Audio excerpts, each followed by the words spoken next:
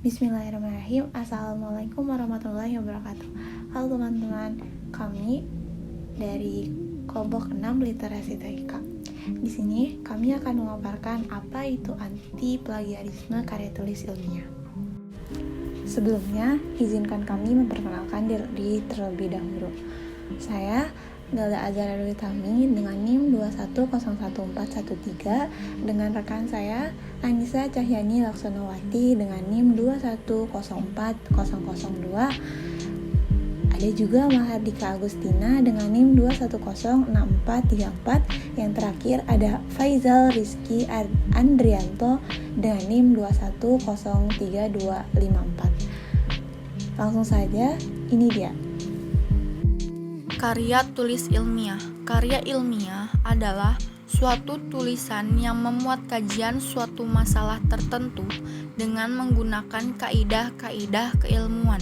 Kaidah-kaidah keilmuan itu mencangkup penggunaan metode ilmiah dan pemenuhan prinsip-prinsip keilmiahan seperti objektif, logis, empiris, sistematis, lugas, jelas, dan konsisten.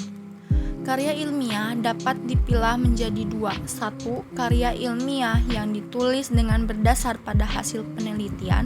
Dan dua, karya ilmiah yang ditulis dengan berdasar pada hasil pemikiran serius.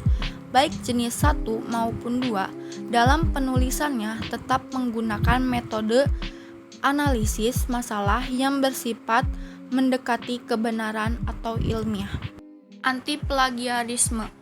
Menurut Peraturan Menteri Pendidikan RI Nomor 17 Tahun 2010 dikatakan, plagiat adalah perbuatan sengaja atau tidak sengaja dalam memperoleh atau mencoba memperoleh kredit atau nilai untuk suatu karya ilmiah dengan mengutip sebagian atau seluruh karya dan atau karya ilmiah pihak lain yang diakui sebagai karya ilmiahnya tanpa menyatakan sumber secara tepat dan memadai. Dalam Kamus Besar Bahasa Indonesia tahun 2008 disebutkan, plagiat adalah pengambilan karangan atau pendapat orang lain dan menjadikannya seolah-olah karangan atau pendapat sendiri. Menurut Oxford American Dictionary dalam Klebaug tahun 2001, plagiarisme adalah to take and use another person, ideas, or writing or invention as one's own. Ini dia yang akan kita paparkan. Yang pertama ada akibat plagiarisme, yang kedua cara agar tidak terkena plagiarisme, yang ketiga tips bagaimana menulis supaya tidak kena plagiarisme, yang keempat fungsi dan macam-macam karya tulis ilmiah, yang kelima kesimpulan. Yang pertama, ada akibat plagiarisme. Terdapat dalam Undang-Undang Nomor 20 Tahun 2003 tentang Sistem Pendidikan Nasional Pasal 25 Ayat 2 dan Pasal 70 mengatur sanksi bagi masyarakat yang melakukan plagiat, terkhususnya di lingkungan akademik. Sanksi tersebut sebagai berikut. Pasal 25 Ayat 2, lulusan perguruan tinggi yang karya ilmiahnya digunakan untuk memperoleh gelar akademik, profesi, atau vokasi terbukti jiplakan, maka gelarnya akan dicabut. Pasal 70, lulusan karya ilmiah yang digunakannya untuk mendapatkan gelar akademik, profesi, atau vokasi seperti yang disebutkan pada pasal 25 ayat 2 terbukti jiplakannya, maka akan dipidana dengan pidana penjara paling lama 2 tahun atau pidana denda sebanyak 200 juta rupiah. Sanksi bagi mahasiswa yang melakukan plagiat telah diatur pada Peraturan Menteri Nomor 17 Tahun 2010. Jika terbukti melakukan plagiat, maka seorang mahasiswa itu akan memperoleh sanksi sebagai berikut. Yang pertama, teguran. Yang kedua, peringatan tertulis. Yang ketiga, penundaan pemberian sebagian hak mahasiswa. Yang keempat, pembatalan nilai. Yang kelima, pemberhentian dengan hormat dari statusnya sebagai mahasiswa. Yang keenam, pembatalan ijazah apabila telah lulus dari proses pendidikan. Yang ketujuh, ada pemberhentian dengan tidak hormat dari statusnya sebagai mahasiswa. Yang kedua, ada cara agar tidak terkena plagiarisme. Beberapa upaya yang dilakukan institusi universitas perguruan tinggi agar masyarakat akademisnya terhindar dari tindakan plagiarisme yang disengaja maupun yang tidak disengaja. Pada Peraturan Menteri Pendidikan Nasional Nomor 17 Tahun 2010 Pasal 7 disebutkan pencegahan berbagai bentuk pengawasan yang dilakukan antara lain. Yang pertama ada karya mahasiswa, skripsi, tesis, dilampiri dengan surat pernyataan bermaterai yang menyatakan bahwa karya ilmiah yang disusun tidak mengandung unsur plagiat.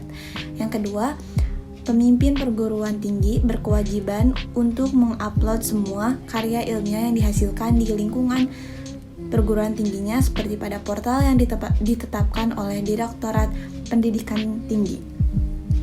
Yang ketiga, melakukan sosialisasi dengan terkait UU Nomor 19 Tahun 2020 tentang Hak Cipta dan Peraturan Menteri Pendidikan Nasional Nomor 17 Tahun 2010 kepada seluruh masyarakat akademisnya.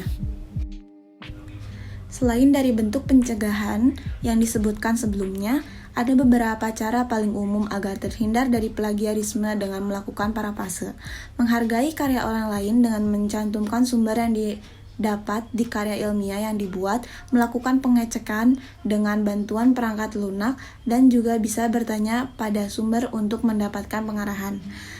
Sertakan rujukan yang ditetapkan pada bagian-bagian yang dirujuk di antara tanda kutip atau ditulis miring. Apabila menggunakan ide orang lain, sumber ide tersebut dapat dicantumkan dan ide yang digunakan tersebut benar-benar relevan dan sesuai dengan karya ilmiah yang sedang dibuat. Dengan hal ini dapat mempermudah pembaca dalam mengaitkan nalar penulis dengan sumber ide yang dikutip tersebut dan lakukan interpretasi yang bergunakan untuk memperkuat gagasan yang disampaikan.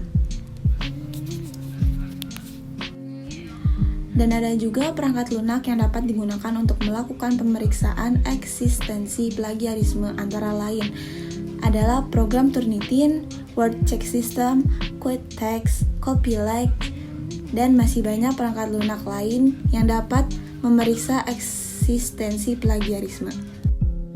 3. Tips bagaimana menulis supaya tidak terkena plagiarisme. 1. Menentukan buku yang akan dibaca. 2. Sediakan beberapa kertas kecil yang seukuran dengan saku dan disatukan dengan penjepit. 3. Tuliskan judul buku, pengarang, penerbit, tahun terbit, tempat terbit, jumlah halaman pada kertas yang telah disediakan sebelumnya. 4. Saat membaca buku, tuliskan ide utama yang didapat saat membaca pada kertas kecil tersebut. 5. Jika setelah selesai membaca pada buku, mulailah fokus pada catatan yang dituliskan. 6. Saat akan menuliskan artikel, maka jika ingin menyitir dari buku yang telah dibaca, fokuskanlah pada kertas catatan. 7. Lalu kembangkan tulisan atau kalimat yang telah dicatat. 8. Tuliskan sumber kutipan. 9. Agar lebih meyakinkan dengan tulisan yang dibuat ini jauh dari unsur plagiarisme, bisa kita menggunakan aplikasi atau software untuk mengecek tingkat plagiarisme pada tulisan yang sudah dihasilkan. Beberapa aplikasi pendukung anti plagiarisme yang berbayar maupun tidak berbayar sebagai berikut: Turnitin, Copyfind, Viper, Plagiarism Detect, iMoz, dan masih banyak aplikasi lainnya. Selain dengan pengecekan, ada juga untuk melakukan pengelolaan sitasi dan daftar pustaka dengan menggunakan aplikasi Mendeley, Zotero, EndNote, dan lain sebagainya. Fungsi dan macam-macam karya tulis ilmiah. Ada 3 fungsi umum dari karya tulis ilmiah, antara lain fungsi untuk pendidikan, di mana pada fungsi ini saat di bangku sekolah menengah ke atas sudah diajarkannya dalam menulis sebuah tulis karya ilmiah seperti makalah. Kedua, berfungsi untuk penelitian. Dalam fungsi ini dapat memberikan pengetahuan yang lebih akan ilmu yang telah dikembangkan oleh seseorang peneliti dengan dihadirkannya pengetahuan yang terbaru dan memperoleh data-data yang akurat, diolah dan disimpulkan kemudian dapat diterapkan di kehidupan sehari-hari. Ketiga, fungsi fungsional ini artinya karya tulis ilmiah dapat menjadi media pengembangan pengetahuan sebagai bahan tinjauan pustaka dan untuk kebutuhan dari berbagai disiplin ilmu. Nah, Di sini juga ada macam-macam karya tulis ilmiah. Yang pertama ada artikel. Artikel merupakan karya tulis ilmiah berupa gagasan atau fakta yang bisa membujuk, meyakinkan, mendidik, juga menghibur para pembaca. Artikel biasanya memiliki kalimat dengan jumlah karakter tertentu. Dibuatkannya karya ini untuk keperluan surat kabar, buletin, media sosial, digital, dan lain sebagainya. Yang kedua, ada makalah. Makalah merupakan jenis karya tulis ilmiah yang bersifat ilmiah. Makalah dibuat untuk keperluan yang berkaitan dengan pendidikan. Pada penyusunan makalah dibutuhkannya data yang mendukung untuk hasil sebuah masalah yang sudah diobservasi di lapangan. Data yang terkumpul dibutuhkan untuk mencari penyelesaian masalah dalam penelitian. Biasanya makalah disampaikan dalam seminar, simposium, atau uji materi.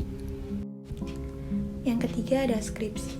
Skripsi merupakan jenis karya tulis ilmiah yang digunakan di Indonesia untuk mengilustrasikan suatu karya ilmiah berupa paparan tulisan hasil penelitian mahasiswa S1 yang membahas mengenai fenomena atau permasalahan tertentu dengan digunakan kaidah tertentu. Yang keempat ada kertas kerja, merupakan jenis karya tulis ilmiah yang hampir mirip dengan makalah, namun pembahasan analisisnya lebih mendalam. Yang kelima, ada paper. Paper merupakan jenis karya tulis ilmiah yang ditulis berdasarkan data serta argumen yang tingkat keakuratannya tinggi. Tesis. Tesis merupakan jenis karya tulis ilmiah yang kurang lebihnya mirip dengan skripsi pada mahasiswa S1. Namun, pada tesis ini, topik yang dianalisis lebih kompleks, sehingga esensi ilmiahnya lebih kuat dan lebih kompleks jika dibanding dengan skripsi. Tesis dibuat untuk syarat kelulusan meraih gelar magister atau master yang ditempuh oleh mahasiswa pascasarjana atau S2. Yang terakhir ada disertasi. Disertasi merupakan jenis karya tulis ilmiah yang singkatnya lebih tinggi dari tesis. Karena setingkat lebih tinggi, disertasi ini digunakan untuk syarat kelulusan meraih gelar dokter bagi mahasiswa prodi strata tinggi atau S3. Isi disertasi merupakan hasil dari penelitian orisinil yang bisa diterapkan atau diaplikasikan ke kehidupan nyata. Disertasi ini biasanya diuji oleh seorang profesor atau dokter senior dan profesional. 5. Kesimpulan.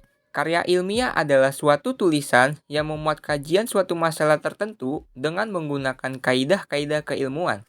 Ada beberapa macam karya tulis ilmiah, yaitu artikel, makalah, skripsi, kertas kerja, paper, tesis, dan disertasi.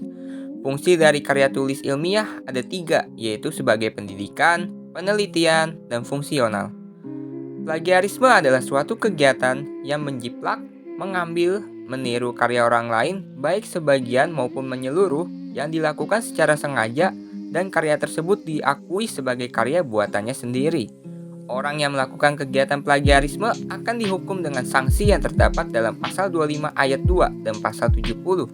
Adapun sanksi yang diberikan pada mahasiswa yang melakukan plagiarisme terdapat dalam Peraturan Menteri Nomor 17 Tahun 2010. Ada beberapa aplikasi pendukung anti plagiarisme yang berbayar maupun tidak berbayar sebagai berikut: Turnitin, Recopify, Viper, Plagiarism Detect, iMouse, dan masih banyak aplikasi lainnya.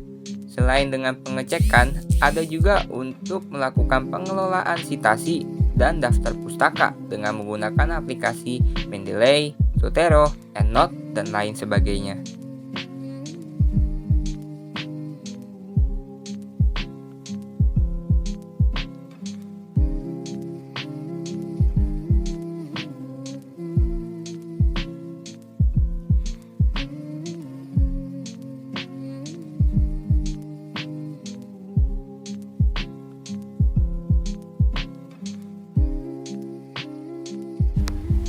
Terima kasih atas perhatiannya. Mohon maaf jika ada kesalahan kata atau pengucapan. Demikian akhir presentasi kami. Semoga bermanfaat untuk kita semua dan semoga apa yang disampaikan barusan adalah awal untuk kita. Terima kasih. Wassalamualaikum warahmatullahi wabarakatuh.